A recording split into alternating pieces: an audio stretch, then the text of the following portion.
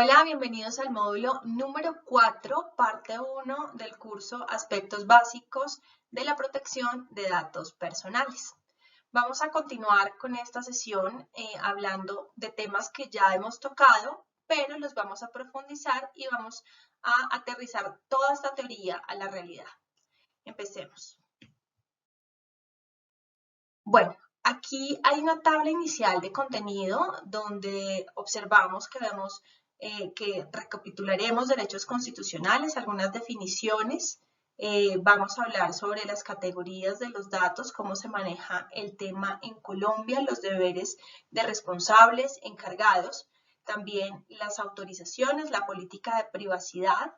Nuevamente hablaremos del rol de la Superintendencia de Industria y Comercio como garante de todo el tema y la implementación de esos mecanismos que nos exigen, de mecanismos de vigilancia y control para cumplir con la responsabilidad demostrada. Transferencia, transmisión de datos personales y unos pequeños tips en cuanto al contrato de tratamiento de datos personales. Entonces, bueno, retomemos la parte de los derechos constitucionales. ¿Por qué he hecho tanto énfasis con esto? Porque todo el margen de la legislación de la protección de datos personales y a su vez la forma como se desarrollan los tratamientos de los datos personales están totalmente basados en que yo, ciudadano, tengo el derecho fundamental de que sea protegida mi privacidad. Entonces, por eso es que siempre es tan rápido y por eso la Superintendencia de Industria y Comercio se esmera mucho más en la protección de este campo, porque es que se trata de asuntos que pueden llegar a afectar, a vulnerar, a violar mi esencia como ser humano y una esencia que está protegida por esa constitución, pues tiene un papel absolutamente preponderante en un Estado social de derecho. Entonces, recordemos nuevamente el artículo 15 de la Constitución Política. Todas las personas tienen derecho a su intimidad personal y familiar y a su buen nombre. Imagínense ustedes que uno no pudiera cambiarse su ropa en su habitación libremente. ¿Sí ven? Entonces, de ahí radica la importancia de la privacidad. Son cosas que transfieren, que traspasan una línea muy delgada y muy importante en cuanto a lo que yo soy en mi casa y en mi espacio personal y mi información y lo que pasa afuera que es público. El Estado debe respetarlos y hacerlos respetar. Entonces, hablamos nuevamente de esa posición de garante del Estado. De igual modo, tienen derecho a conocer, actualizar y rectificar las informaciones que se hayan recogido de las personas, naturalmente, sobre ellas en bancos de datos, en archivos de entidades públicas y entidades, y privadas. Aquí hay una cosa muy importante. Uno de los derechos que tiene una persona, y especialmente cuando estamos en la revisión del tema de la autorización del tratamiento, es que puede suprimir información. Pero generalmente cuando hablamos de datos que tienen albergadas entidades públicas, ¿sí? Datos que tienen albergados entidades públicas, hablamos por lo general de cosas que tienen que ver, ejemplo, impuestos, ejemplo, mi estado civil, no sé, antecedentes penales. Pues lógico que yo no puedo pedir que ese tipo de información sea suprimida y alterada, o llamémoslo modificada, dependiendo de lo que puedo es actualizar esa información, ¿sí? Entonces hay que tener muchísimo cuidado con saber qué información es la que realmente yo puedo solicitarle al responsable del tratamiento que quite, que suprima. No todo se puede suprimir. Cuando estamos hablando de un historial clínico, de mi historia médica, pues yo no le puedo pedir a la EPS que la suprima. Bien, lo puedo actualizar. puedo cambiar cierto tipo de cosas en esa base de datos, que sean, por ejemplo, mi dirección de contacto o mi teléfono de contacto, pero hay otra información que no. Quise traerles en este momento el artículo 20, que no lo habíamos hablado en la primera parte del curso, que nos habla de la garantía que tienen todas las personas de expresar y difundir su pensamiento y opiniones. Esto está sumamente vinculado con el derecho fundamental a la privacidad, porque así como yo tengo esa garantía de poder expresar mis opiniones, pues también existen ciertas reglas en cuanto a lo que puedo expresar. Y por eso, más adelante ese artículo dice que a pesar de que son libres esas manifestaciones, deben tener responsabilidad social. Se garantiza siempre el derecho a la rectificación en condiciones de equidad. Por eso ustedes se dan cuenta que cuando sale información falsa, pues después tiene que rectificar así. Listo. Bueno, en esta parte vamos a revisar un caso que tuvo muchísima polémica hace algún tiempo, que es el caso Cambridge Analytica. ¿Qué era Cambridge Analytica? Era una empresa cuyos objetivos eran hacer análisis y montar todo lo que tenía que ver con las campañas electorales de candidatos de diferentes cargos públicos que se elegían bajo elección popular, alcaldías, gobernaciones, presidencia, en fin. Esta empresa, Cambridge Analytica, fue la que orientó el proceso de campaña de Donald Trump. Y se vino a descubrir después, cuando estalló todo el tema, que a través de Facebook tomaban la información que los usuarios de Facebook entregaban a esta red social, todos sus datos, sus preferencias, sus fotografías, los analizaban y con esto hacían un análisis, valga la redundancia, para lograr cambiar la intención de voto. ¿Dónde encontramos este caso? Existe un documental en Netflix que es bastante interesante, yo los invito para que lo vean y sobre todo pues para tener muchísimo cuidado con la información que se otorga en las redes sociales.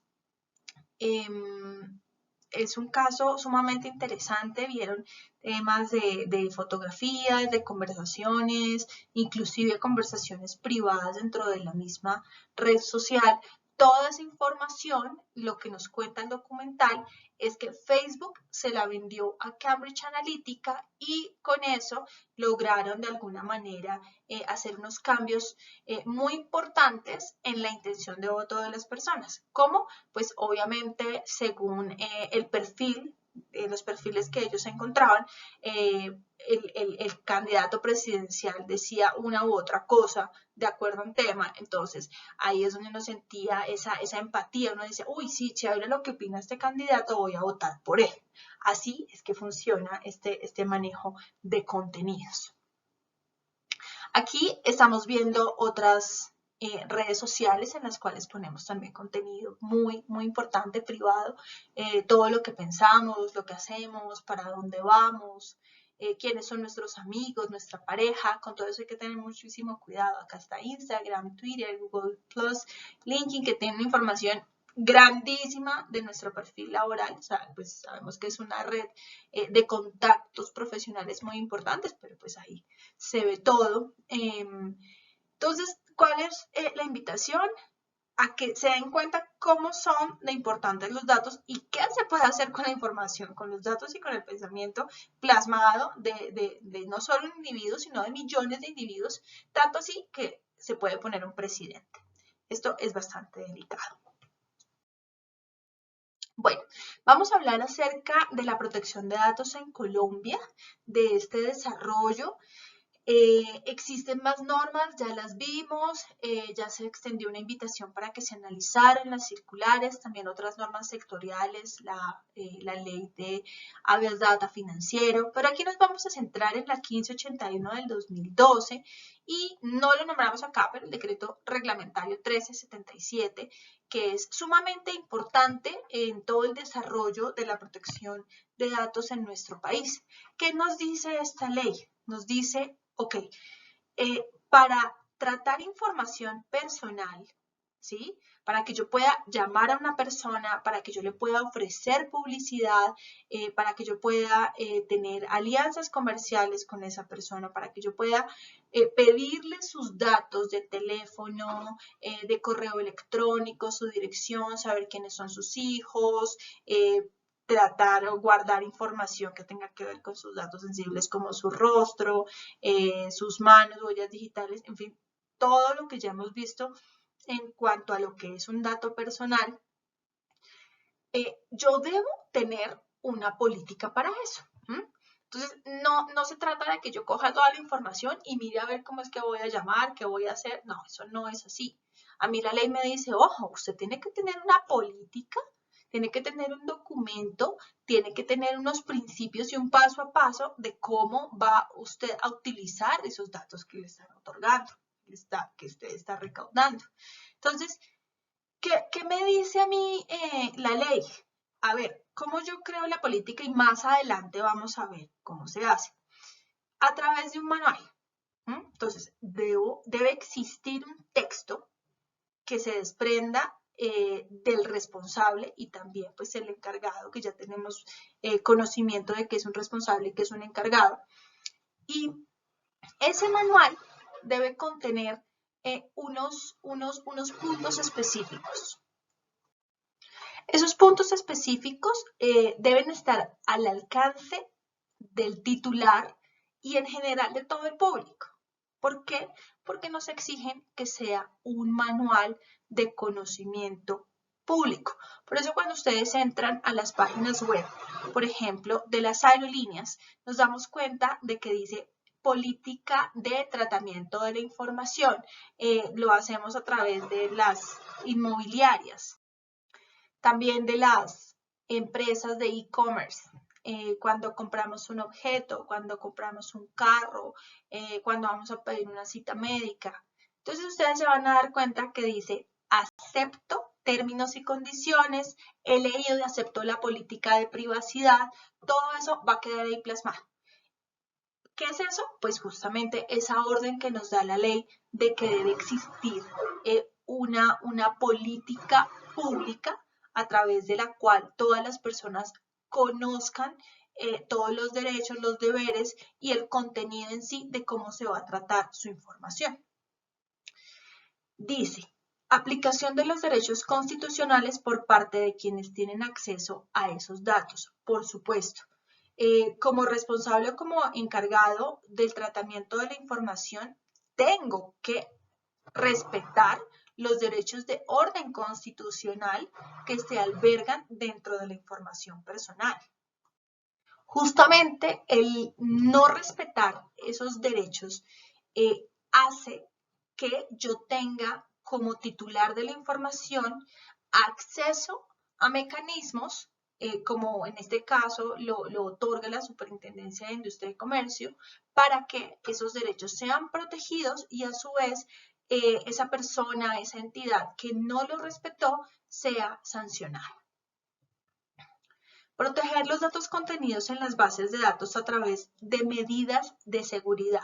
En efecto, cuando yo como responsable o como encargado de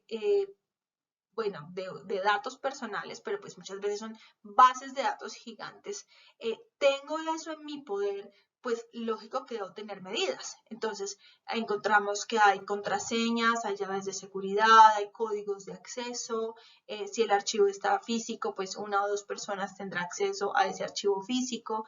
No puedo permitir que todo el mundo entre a la base de datos, que todo el mundo tenga acceso a la información y para eso deben existir unas medidas específicas que digan, bueno, cuál es la forma de proteger la información, de que esa información no la tomen terceros, no se vaya del entorno donde se está manejando.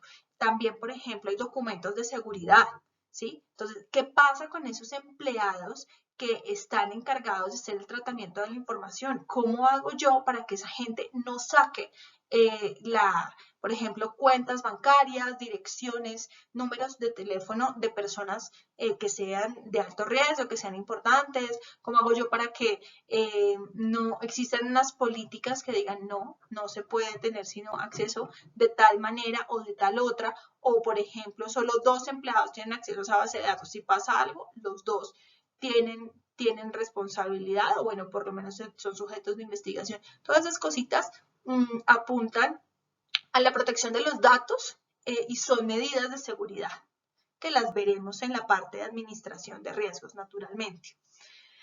Establecer canales efectivos de acceso al titular para la realización de consultas y reclamos. Por supuesto, si hay, ejemplo, a mí me están llamando a ofrecerme una tarjeta de crédito y yo no autoricé al banco a que diera mi información a terceros para que me vendieran algún producto financiero, ejemplo. Por eso es importante leer la letra menuda. Entonces, yo puedo solicitarle al que me está llamando, uno, que me dé la autorización expresa donde yo le dije sí me puede llamar o sí me puede contactar, y 2, que me descargue de esa base de datos, pues si no es necesario, ¿verdad? Entonces, por eso existen unos canales efectivos de acceso al titular y eso la misma ley pues lo contempla. Ok.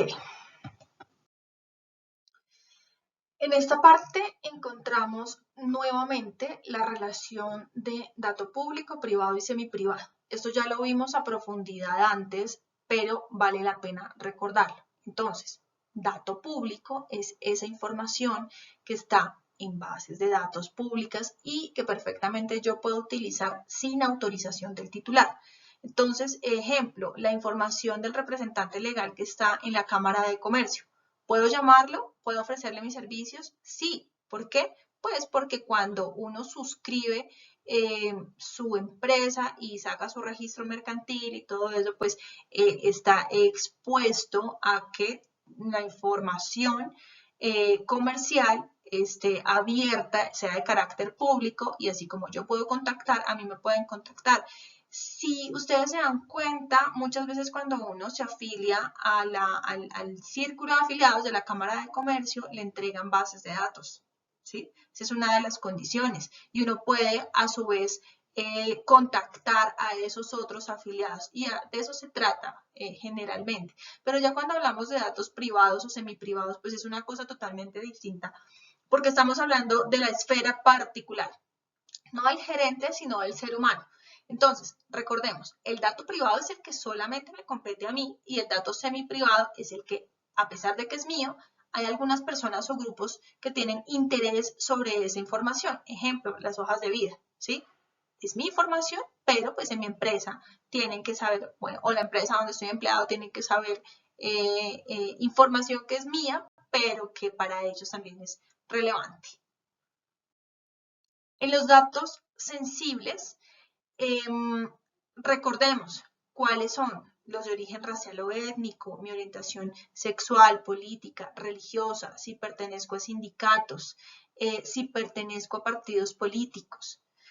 El tratamiento de los datos sensibles, recordemos, por regla general está prohibido. Sin embargo, hay excepciones y dentro de esas excepciones encontramos que debe haber una autorización explícita, una autorización muy bien cimentada y donde el titular pueda entender que se trata de datos sensibles y que está expresamente y voluntariamente autorizando su tratamiento, su utilización.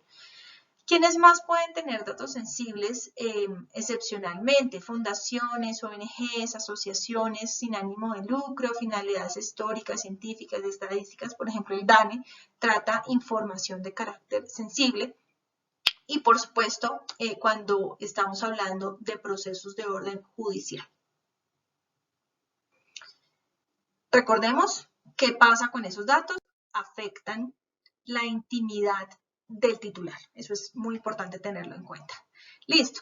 Datos de niños, niñas y adolescentes. Esta información ya la vimos de manera general. también es un tratamiento prohibido, pero hay excepciones. Cuando hablamos de datos que son de naturaleza pública, pues obvio ellos tienen que tener una base de datos de los niños, por ejemplo, del ICBF, y bajo los siguientes parámetros: que responda y respete su interés superior y que se asegure, por supuesto, el respeto de sus derechos fundamentales. Ok, esta parte es indispensable.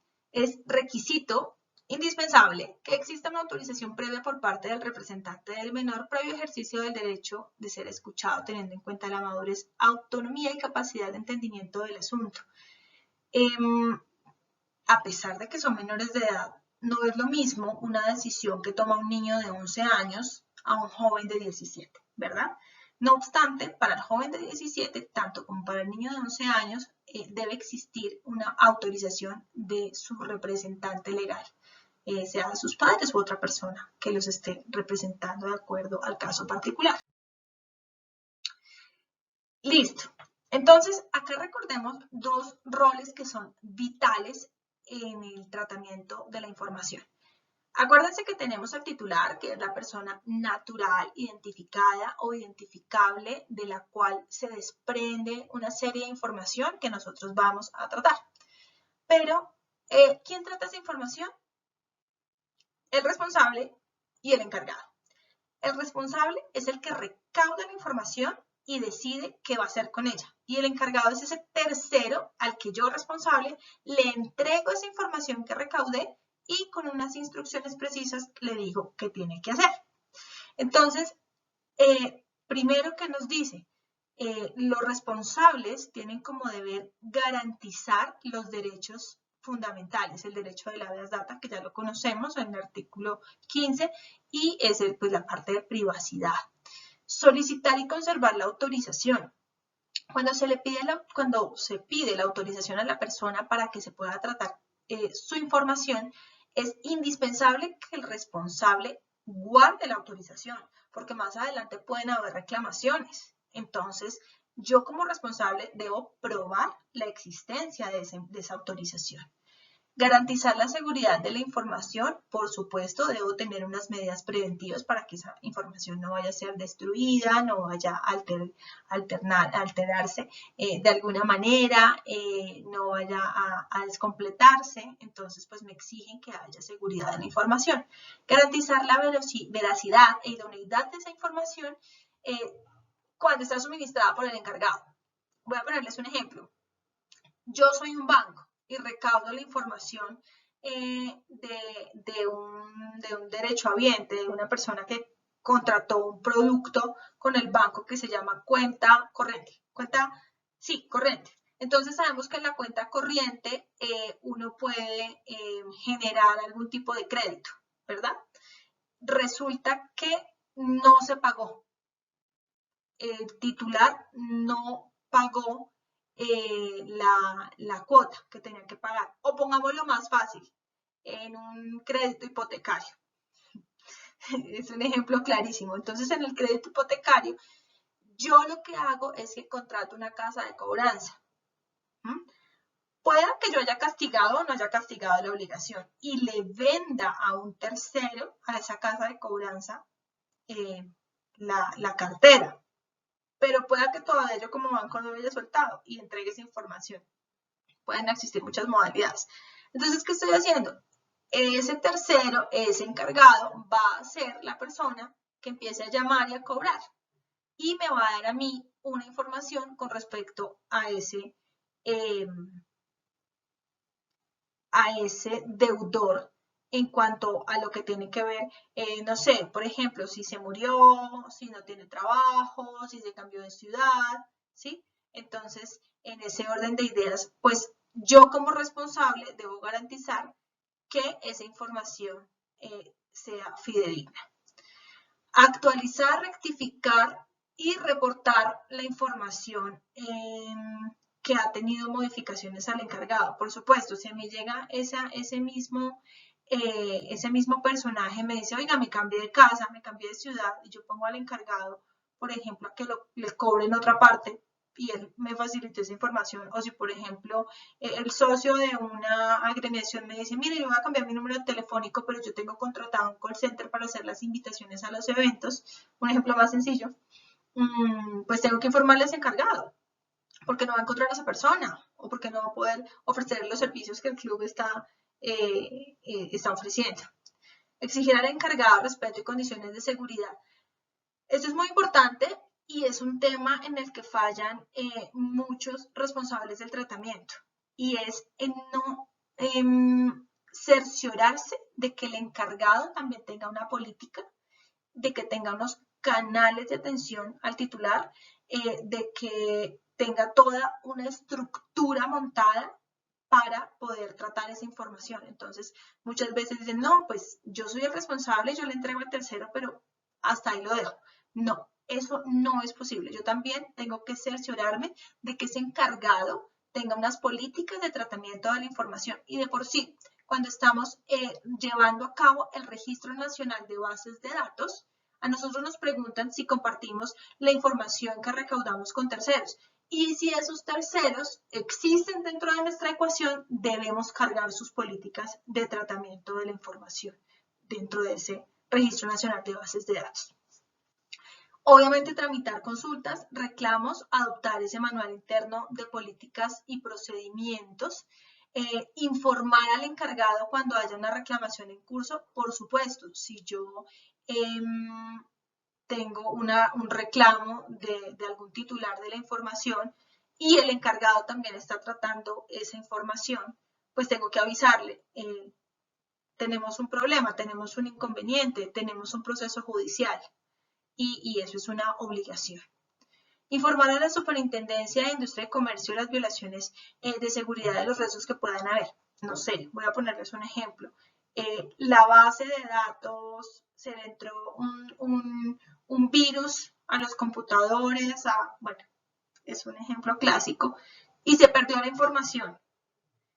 Esos temas de violaciones de seguridad tienen que reportarse a la Superintendencia de Industria y Comercio, porque si algo llega a pasar con esa información, por ejemplo, que la hackearon, se la robaron, números de cuentas bancarias de clientes, inmediatamente uno tiene que salvaguardar su posición como responsable del tratamiento, ¿sí? Llegan a haber robos, llegan a haber fraudes, pues inmediatamente la entidad encargada de hacer inspección, vigilancia y control, pues tiene que estar al tanto. Y por supuesto, cumplir con las instrucciones de la Superintendencia de Industria y Comercio, que es completamente natural. Bueno, en cuanto a los temas relacionados con los encargados, son muy parecidos a los de los responsables en cuanto a la garantía del derecho a la data, conservación de la información suministrada bajo condiciones de seguridad para impedir su adulteración, pérdida, consulta prohibida, uso o acceso no autorizado o fraudulento. Por supuesto, yo como encargado recibo la información y tengo que custodiarla. También debo realizar la actualización, rectificación y supresión de los datos en los términos de la ley, actualizar la información reportada que el responsable me dice, oiga, ojo con esto. Importante, dentro de cuánto tiempo lo debo hacer. Una vez el responsable, a mí como encargado, me diga, hay que hacer algún cambio, tengo 5 días hábiles contados a partir de su recibo. Esto es muy importante. Pueden haber sanciones y pueden haber situaciones muy delicadas en la medida en que yo no actualice la información como encargado, porque pueda que el responsable me diga hay que hacer A y yo termino haciendo B por tener una información que esté equivocada.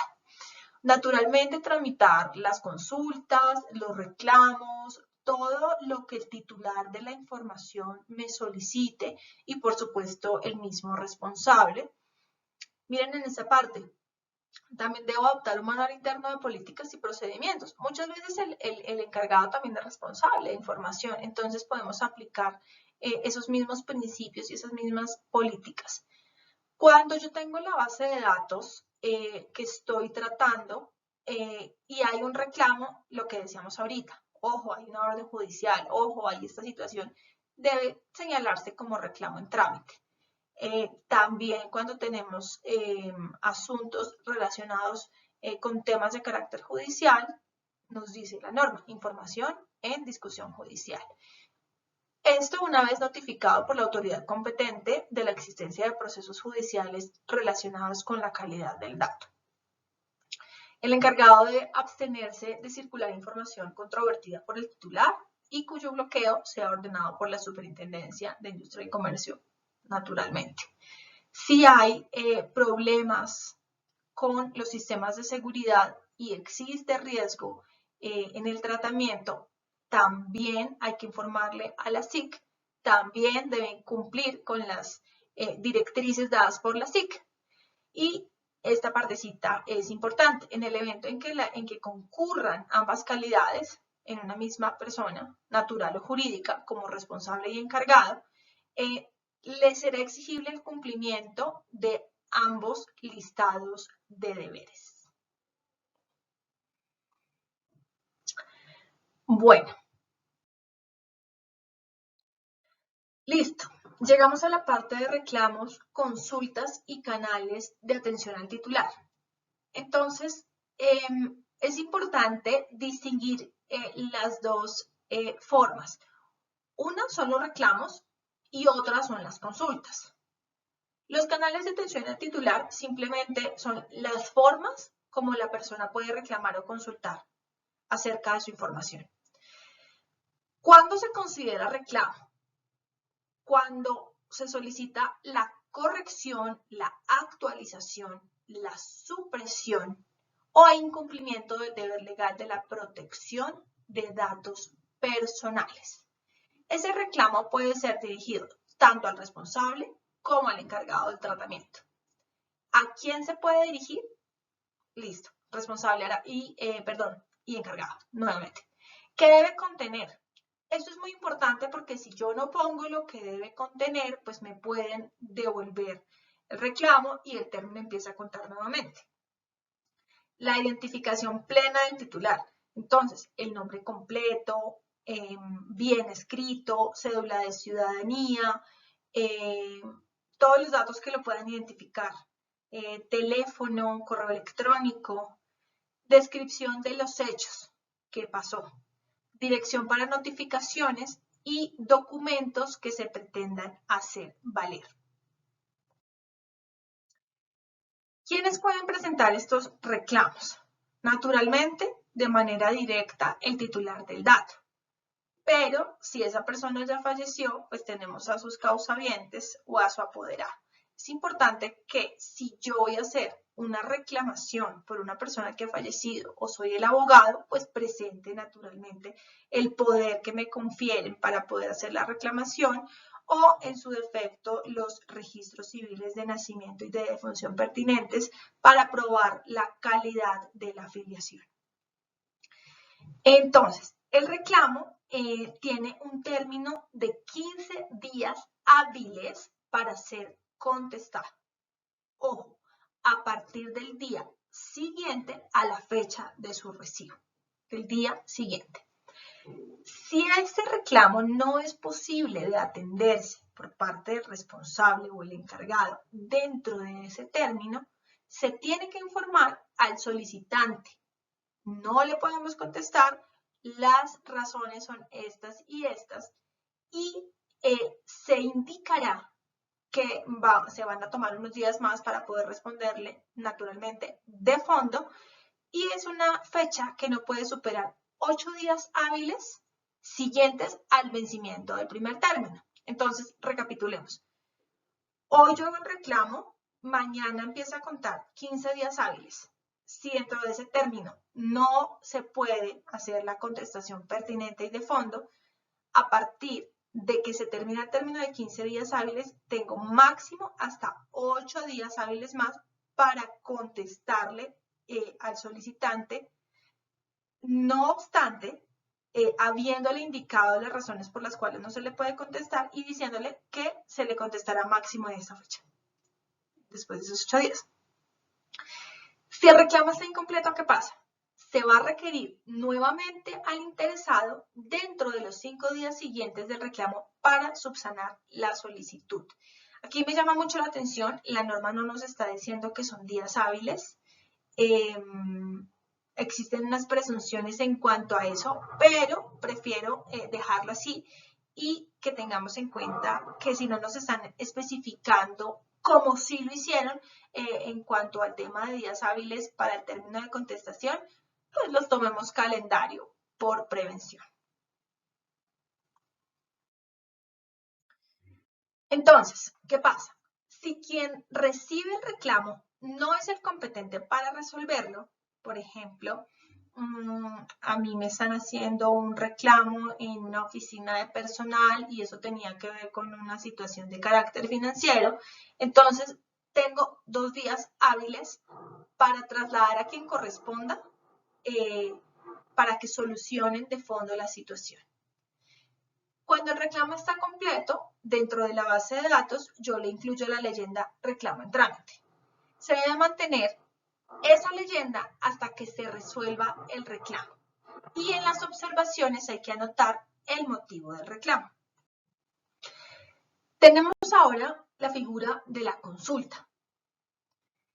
El término máximo para contestar las consultas de los titulares y también pues de las personas que tengan la facultad para hacer consultas, que son las mismas que en el reclamo, el término que se nos da es de 10 días hábiles. Pero ojo, esos 10 días hábiles se cuentan a partir de la fecha de recepción del reclamo. Si a mí el reclamo me entró a las 5 de la tarde, ya cuento el día 1, ¿sí? En caso de no poderse atender, el término máximo para resolver la consulta es de 5 días hábiles siguientes al vencimiento del término inicial.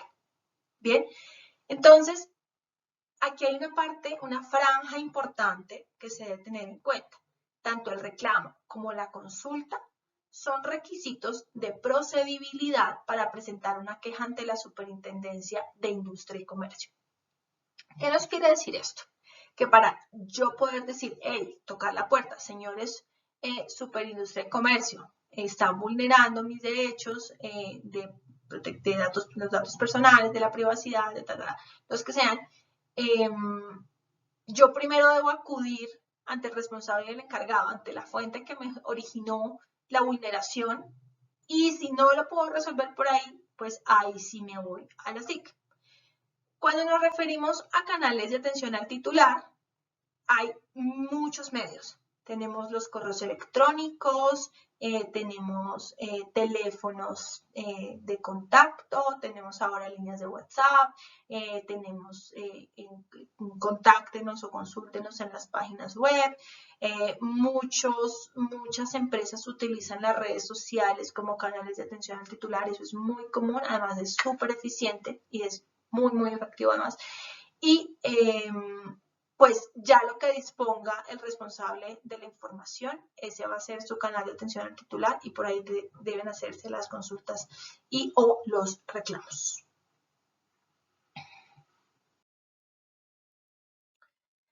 Las autorizaciones y políticas de tratamiento. Bueno, ya sabemos, ya tenemos claro, ya vimos en el módulo pasado cómo se armaba una autorización.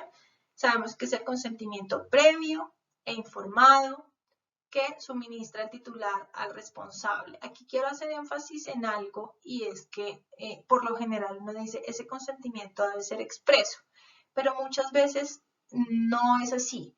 Hay actuaciones que nos dan a entender que hay un consentimiento, como por ejemplo cuando continuamos navegando en páginas web y aceptamos las cookies o cuando hay cámaras de videovigilancia en los centros comerciales, en los restaurantes y nosotros sabemos que nos están grabando, que están tomando unos registros de nuestra cara, de nuestro cuerpo, de nuestras acciones y aún así continuamos en los sitios.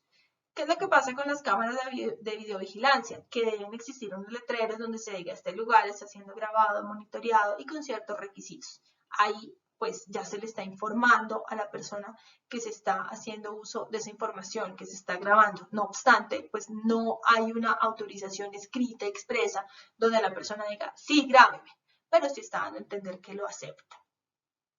¿Qué debe contener una autorización? La finalidad del tratamiento, o sea, para qué van a recaudar mi información, los derechos que me asisten como titular, la identificación, dirección y teléfono del responsable, donde me puedo comunicar.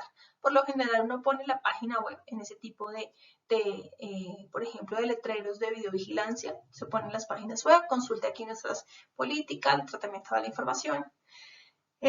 Cuando no necesitamos autorización, que ya lo vimos, cuando es un requerimiento de una autoridad pública, una urgencia médica o sanitaria, los datos relacionados con el registro civil tampoco. Y siempre pues la autorización sea como sea, así no se expresa, debe conservarse.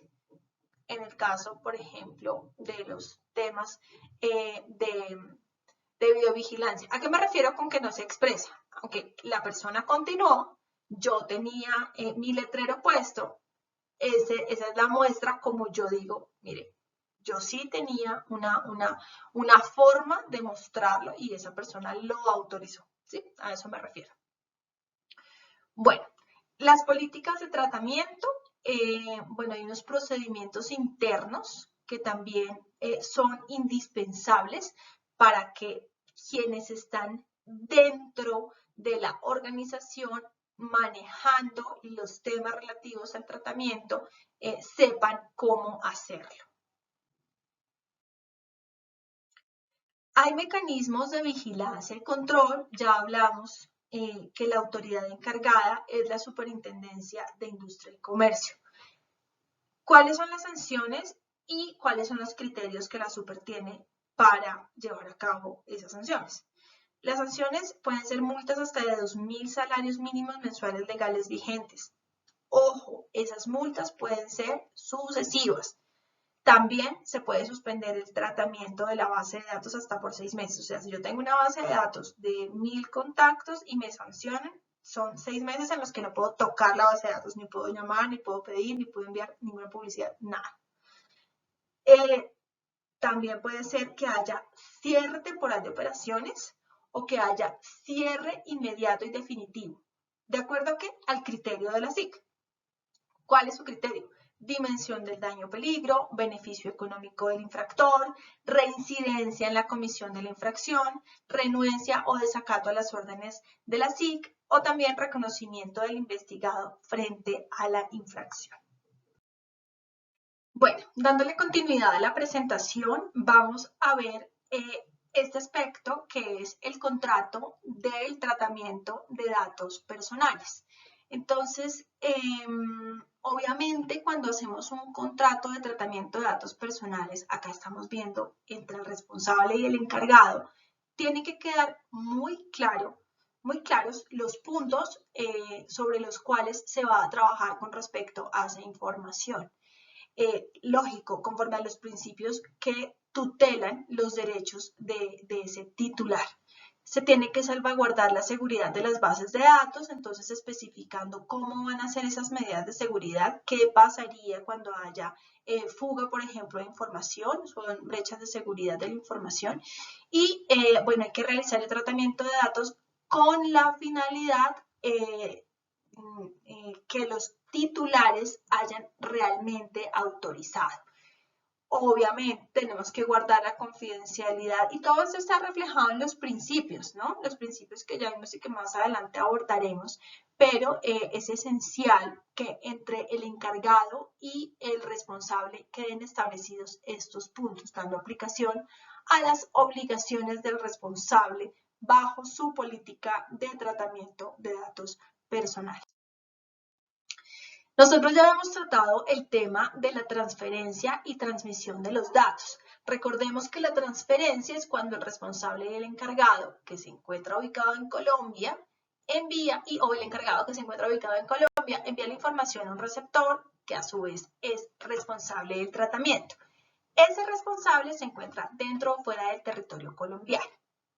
La transmisión es cuando el encargado realiza el tratamiento del dato, ya sea fuera o dentro de Colombia, de acuerdo a las instrucciones del responsable.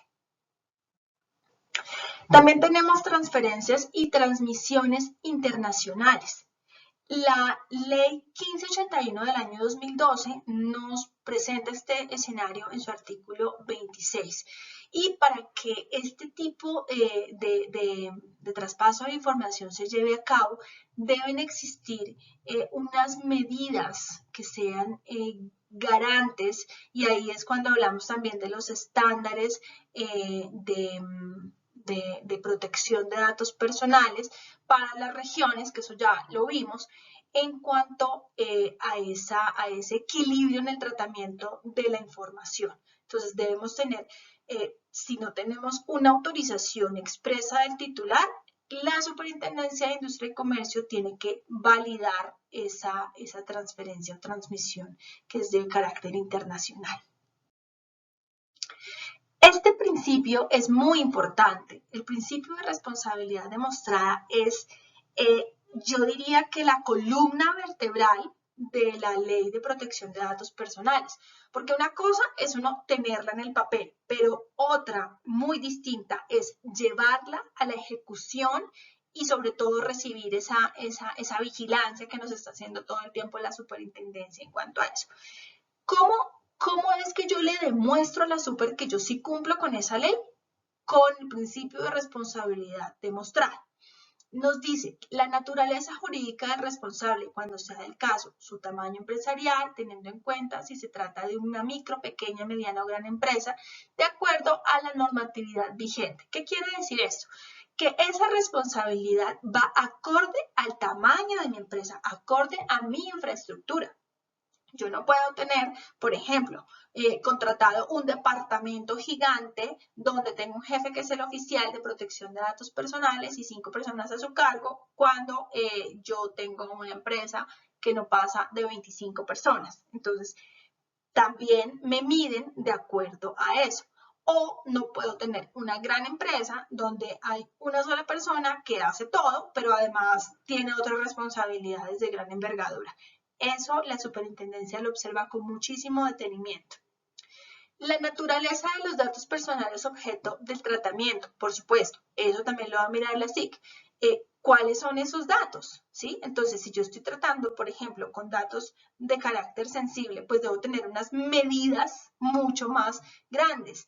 Si yo tengo las cuentas bancarias de personas que manejan mucho dinero, pues mis medidas de seguridad tienen que ser unas medidas fuertes. También miran los riesgos potenciales que el referido tratamiento podría causar sobre los derechos de los titulares. Claro, existen unas tablas de riesgos en las cuales se debe mirar qué tan probable es que la información pueda perderse, dañarse, la pueden robar, y con base en esas tablas y con base en esas medidas de seguridad, pues yo demuestro que estoy cumpliendo con mi responsabilidad y la superintendencia puede validarlo.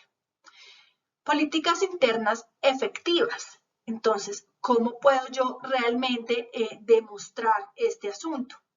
La existencia de una estructura administrativa que sea proporcional al tamaño de mi empresa. Ser responsable en la adopción de medidas, tener un oficial de protección de datos personales, mirar si soy o no responsable del Registro Nacional de Bases de Datos y a tiempo cuando me toca presentar esa actualización. Practicar y adoptar mecanismos internos para que las personas se entrenen. Tengo que evaluar a esas personas que están tratando el dato, tengo que medirlas, tengo que hacer casos de estudio, tengo que mirar cómo podrían actuar ante una brecha de seguridad, tema que explicaremos posteriormente. Pero a lo que me refiero con brecha de seguridad son esas contingencias que pueden ocurrir y que hay sobre el riesgo de que esa información se pierda, se adultere, es a eso básicamente a lo que me refiero. Y por supuesto también que haya una adopción efectiva en cuanto a los procedimientos de consultas, reclamos y de canales de atención al titular. Aquí nos vamos a encontrar con preguntas frecuentes.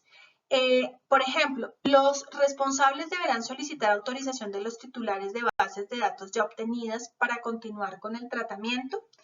¿Qué nos dice la norma? La norma nos dice, Esto sobre todo está enfocado a cuando apenas se está implementando la ley, pero hay muchísimas organizaciones y muchísimas personas que no tienen una política de protección de datos personales y mucho menos un programa integral de gestión de datos personales.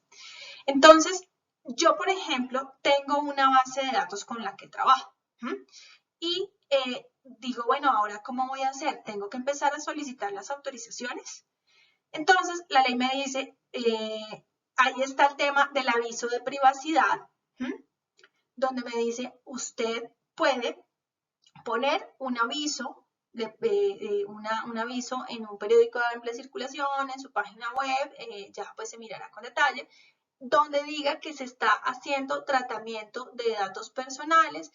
Entonces, las personas que tengan interés, de las personas de las cuales se tenga información en esta empresa, en esta organización, si dentro de los 30 días siguientes a la expedición de este aviso no han notificado que quiere que se deje de tratar sus datos, se entenderá como aceptado. Si usted no quiere que se sigan tratando sus datos, pues entonces mándenos un correo electrónico a tal dirección. Más o menos así es como se debe manejar. ¿Cuáles son los mecanismos eficientes de comunicación? Bueno, actualmente virtuales. Virtuales porque antes habían estos PQRs escritas y eso se puede perder, eso se puede traspapelar, eso es muy difícil. Se sugiere que sea un mecanismo para que sea el canal de atención al titular, que sea un solo canal, que es un teléfono, es un teléfono, es un correo, es un correo. Claramente las grandes empresas pues tienen muchas formas como las cuentas de correo electrónico, como las llamadas que uno hace atención al cliente, y eso se tiene que tomar, o una PQR, y eso en sí se tiene que tomar como una consulta o como un reclamo que se está haciendo del titular de la información, ¿sí? Pero la idea es que todo se pueda centralizar. ¿Qué sucede si el responsable no cuenta con los datos de contacto de los titulares? Bueno, esa es una pregunta que nosotros lo que sugerimos siempre es que traten en lo máximo de no tratar información que no esté autorizada, porque eso es gravísimo. Que traten de dar de baja esa información si no tienen una autorización expresa. Esa sería la recomendación. ¿Qué se puede hacer para implementar las autorizaciones cuando los titulares son demasiados y puede verse afectada la estabilidad financiera de la empresa en el proceso de implementación? Lo que les decía ahorita, la utilización del aviso de privacidad, porque por regla general lo que se debe hacer es que si yo no cuento con la autorización y tengo el dato de contacto, pues tengo que buscar a esa persona y decirle, hey, por favor, deme su autorización. ¿Listo? Pero para este caso podemos utilizar lo que les decía inicialmente de los periódicos de amplia circulación. Cuando son muchos contactos y eso pueda generar una desproporción financiera para la empresa, ojo, la ley nos permite sacar aviso de privacidad y yo puedo poner un periódico de amplia circulación, estoy cambiando mis políticas, estoy implementando, las personas que consideren que hayan entregado información a mi empresa, eso se puede hacer. ¿Listo? Entonces, bueno, eso es por ahora la primera parte de este módulo 4. A renglón seguido vamos a ver lo que es un programa integral de gestión de datos personales, teniendo en cuenta que ese programa es justamente la forma de materializar todo este contenido que estamos viendo aquí y todas estas disposiciones legales a las cuales nos encontramos sujetos cuando somos responsables o encargados del tratamiento de información de personas naturales. Muchas gracias.